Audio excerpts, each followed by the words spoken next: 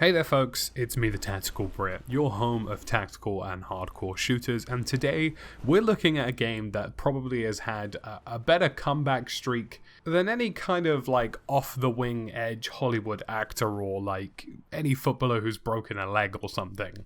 World War III just kind of refuses to die. It's one of those games where the developers are just going to keep hammering at it in the hope that something good comes of it, and that's never necessarily a bad thing. We've seen many games like No Man's Sky go from a game that nobody wanted to play to a game that is one of the top sellers on Steam. And in this video today, we're going to be looking at the upcoming update. This is a huge change that's coming to World War III.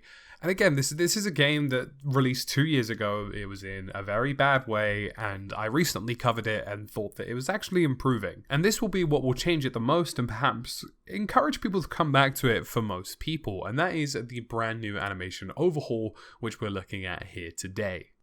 And to start with, we have the new weapon positioning system, which features a new weapon sway as well as changing how weapons are put away and taken out.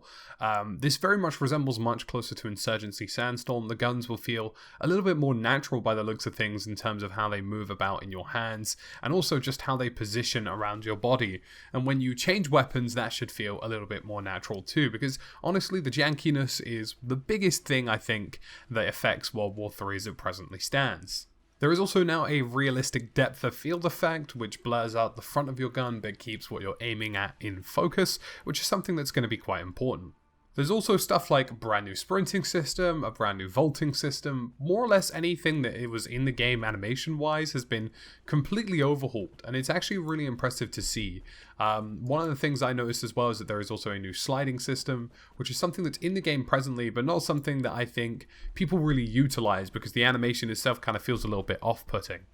There are also brand new systems more or less for changing between different stances, a brand new animation system for sliding over objects, so like the front of a car for example, you can fully yippee-ki-yay your way over that, and basically everything that was in the game previously has been reworked, and I think this animation overhaul will perhaps be the biggest update this game is going to get for a while. I think this animation overhaul is probably going to bring players back, and if it does, then hopefully we'll see a resurgence of World War III. Now, do I really feel as though this game can come back from where it's at?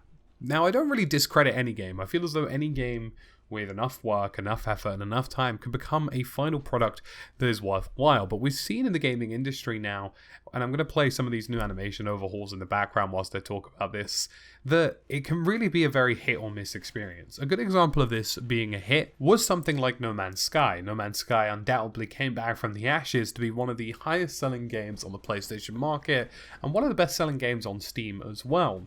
But then there's the miss scenario, and a game like Titanfall 2, which was one of the best first-person shooters, in my opinion, ever released. It's one of the best campaigns, one of the best multiplayer segments.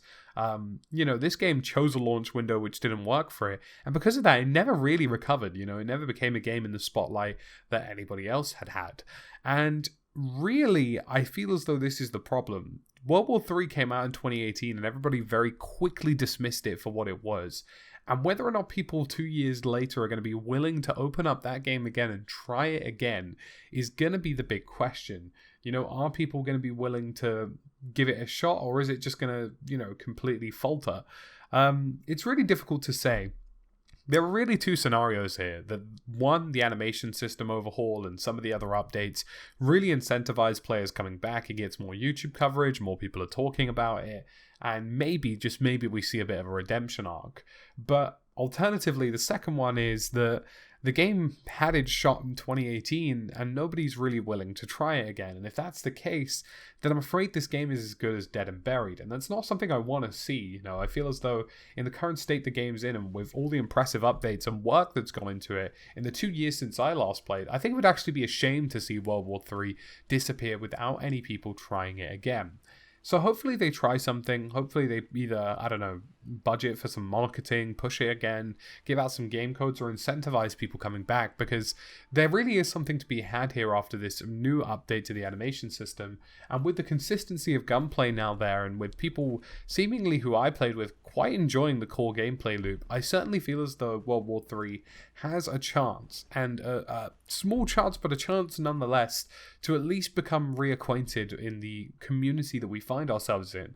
Hardcore and tactical shooters are a slightly more niche market, not only more these days considering how many people are playing them and games like Modern Warfare, but certainly still niche to a degree, and really it's just a matter of time to see whether or not the community surrounding this game and the hardcore and tactical shooter community in general are willing to re-accept this game back into what they regularly play.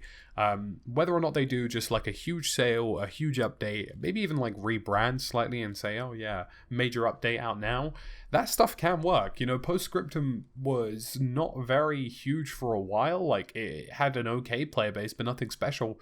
Did a new update, completely rebranded and promoted it, and they sent out emails. I got an email to play the new Postscriptum update, to try the new French DLC, and they sent out loads of those, and it was successful because loads of people were playing it again, loads of people were talking about it again, and now when you log into Postscriptum every evening, there are thousands of people playing the game at any given time, and that's a true success story. I feel that's only going to get better and better, and I feel as though World War III potentially could do the same thing.